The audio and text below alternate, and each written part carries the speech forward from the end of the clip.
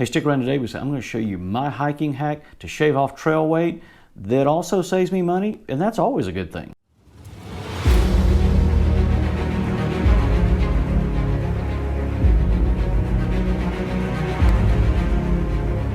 And in the interest of full disclosure, I'm not a physician.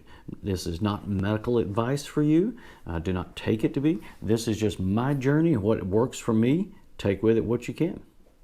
Now, we all get sucked down the rabbit hole of picking up the next ultralight piece of gear, the next titanium cook pot, the spork that I got out of a McFlurry because it's a half of a gram lighter than my titanium fork. We're out drilling holes in our toothbrushes or skipping that entirely. People go just absolutely ultralight nuts. Sometimes it's easier to spend that extra couple bucks here or there than it is to address the elephant in the room. And sometimes the elephant, pun intended, is me. Several bad puns later. Texas is oppressively hot during the summer. And because of that, during the summer, quite honestly, I sort of get lazy because it's just harder to get outside and do things. So because of that, during the summers, I have a tendency to bulk up, get fluffy, get a little extra inches in the midsection there. And so once the weather starts to cool off going into the fall and winter, I have to get rid of that because it makes a huge deal on just the way I feel from an activity perspective. And last year I started doing something that I've immediately rolled back into this year. Last year was kind of an experimentation. I think I've got it pretty much dialed in now for what works for me. So let's jump into the exciting world of fasting.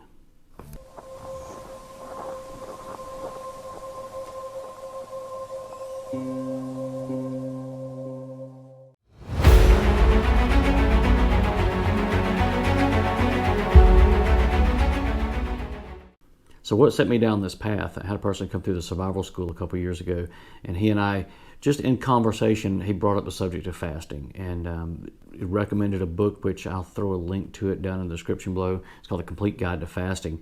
I found it to be wildly informational as far as like all the health benefits, and then also gives you a lot of strategies for dialing into it and sort of dipping your toe into it and then moving through as you kind of progress up the paradigm with it. And started to dabble with it last year and went into it with the goal of one thing. I wanted to lose my entire pack weight. So before we dive into my fasting plan, I want to take a quick minute and look at the actual published benefits of fasting versus what I've actually seen. So you get fun stuff like better heart health, obviously, brain function. They say regular fasting decreases your likelihood of getting cancer later on in life. Obviously, weight loss is a great thing. Reduced inflammation, reduced likelihood of having diabetes. Apparently slows down the aging. I don't know. Do I look younger? I don't think I do. Probably look a lot older. Insulin resistance, lowering blood sugar. All of that stuff is stuff that is obviously very attractive to us because we all want to be as healthy as we possibly can. But then later on, we'll look at the actual hard numbers to see what has changed from beginning to end. I went through and did some milestones like obviously weight and blood pressure and things like that. And then we'll revisit those when we get to the end of this process. So I really thought fasting was just going to be this really simple thing where you just didn't eat. When I got into the book, I was really floored at just how many different alternatives and options you have with it. So I did spend quite a bit of time last year just playing around to see what worked with me. So I can tell you that the effects all kick in at different times with fasting, and you'll go through periods where you do feel more sluggish. The first few days are a little rough getting over the cravings. Sort of once you get behind that, it does all get very significantly easier to do. You'll have times where you feel much more clear-headed, times where you get much more foggy, but then as you move forward, way less fog, way more clear. To get my body accustomed to fasting, I initially started doing what they call a 16-8 fast. And I did that on alternate days, which just means I fasted for 16 hours and then I had a 8-hour eating window, which if you just stop eating, after dinner, that really opens you up so that, you can eat lunch and dinner and you've really only missed breakfast. Now in this time period, the first thing I did though, which is the reason you see a good little bit of drop off here on the weight, at that point I immediately cut off like sugars, especially things like carbonated drinks, caffeine. Which, by the way, caffeine addiction is a real thing. The headaches and, just the lack of energy, it's, probably the first 2 days were really tough. But once you got through about I guess really by the end of the second day, I felt significantly better as far as like the headaches, and usually by about the third day, the energy is coming back, and I'm sort of back to normal, if not a little bit better than normal. So one thing that I found that helps fight the cravings for me, especially early on in the process, around those meal times specifically, because we're not genetically predisposed to eat 3 meals a day. We've just kind of built this paradigm and construct that we're supposed to do that. So our bodies have become accustomed to eating on that schedule, so it's more out of habit than need. So what I have tried to do is, especially in those early week, 2 weeks, when I have those windows around, especially like breakfast and lunch, when I'm starting to get hungry and I feel like I should be eating, because most of that stuff, those feelings only last for a little while. So I would go through it and I would get on the treadmill.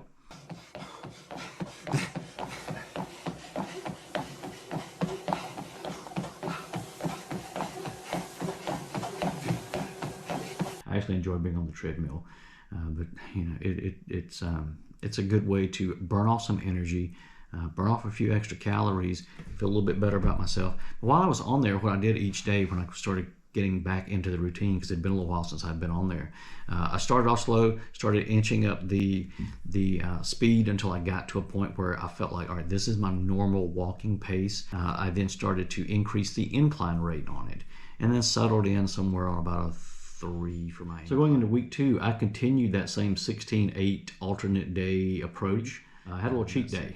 I did say going into it that about every other week I was going to allow myself a cheat day, and I kind of earmarked that to be either Saturday or Sunday. So going into week 3, I got off of the alternate day 16-8 and moved into just a full 16-8.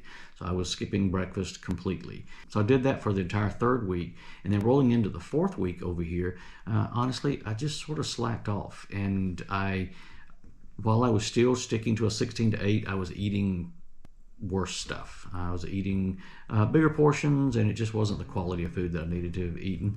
So I had 2 or 3 days there where it kind of popped back up a little bit, or it didn't drop at the same normal rate. So somewhere around week 3, I realized I had to go up a belt notch.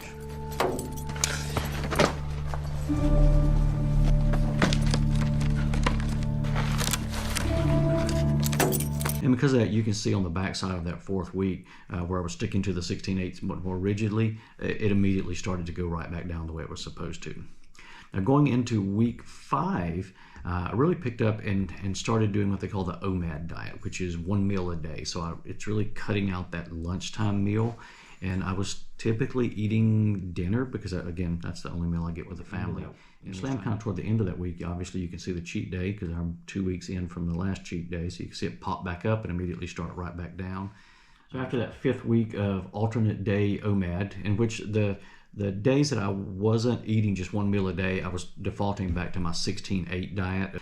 So coming into week 6, I moved over to a full OMAD. So it was just 1 meal a day. And this was also Thanksgiving week. That's really hard. That's very hard. I like turkey. I like stuffing or dressing, depending on where you're from in the country.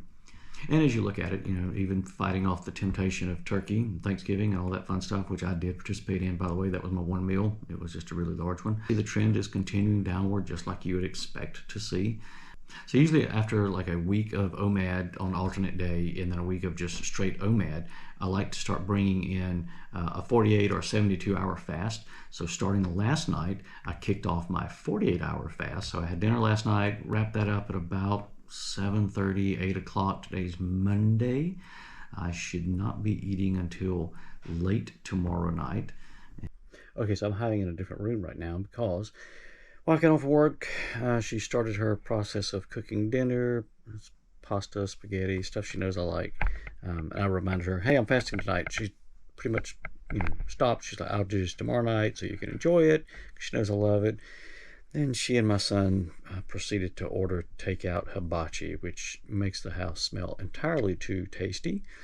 So right now, I'm just trying to avoid the temptation of eating because I would really love hibachi. I'm probably going to crave hibachi now the whole time. Okay, so here we are on Tuesday afternoon. It's about 1 p.m. So at this point, I'm definitely north of 40 plus hours of fasting. Energy level feels good today. I feel nice and clear-headed. 8:01 p.m. Okay, so now that we're at the 48-hour mark, let's look at the results. I've got these rolling into our 48-hour fast. We're kicking up. We're starting at about 196 and change, 197. But by the end of the 48 hours, I'm down at 193 and a half. So nice steady decline. Now, once I eat, that will pop back up. It'll probably jump up a pound, somewhere in that neighborhood, but then it'll drop back down pretty quickly thereafter. Also have a nice steady decline on the blood pressure side of the world. Like I said, I've dropped probably 10 to 15 points on the top number and about 8 to 10 on the bottom number, which was nice expected results. And I've been checking. So as you can see, in just a couple of weeks, I was able to shave off, about half the weight of my backpack already. And I'll continue this out for probably another month on this, and then I'll kind of settle into probably just a steady 16-8. Dieting, one of the problems with like a traditional diet is buying all the foods that are super expensive. Well, fasting, there's nothing to buy. You're just not eating, and you're doing it at a routine interval when you do. Like, I know that when I've gone through and I have shaved off this weight, now when I put my backpack on, I'm going to be walking on the trail at close to the weight I was walking around with. So it's, by the time we do another month of this, it's going to be looking pretty good, I think. And I think we'll be right at about our target weight, and should be just in time for the holidays. So hopefully I can make it through Christmas without chunking back up. So you guys enjoy.